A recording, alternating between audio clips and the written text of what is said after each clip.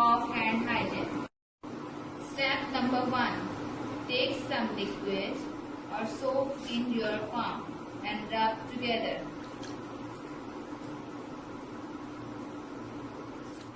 Step 2.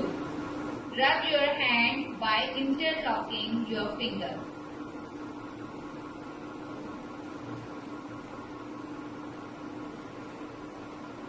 Number 3.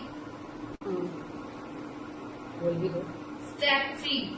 Rub the back of your finger and hands.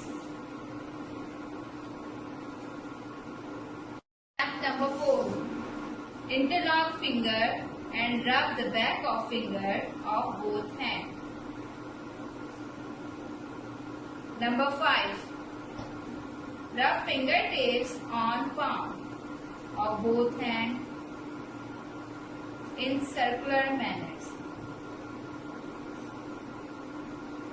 Number 6. Rub the area between index finger and thumb.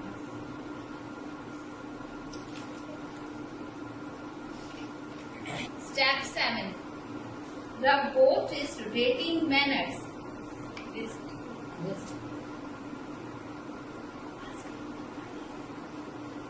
And now, wash your hands with water properly.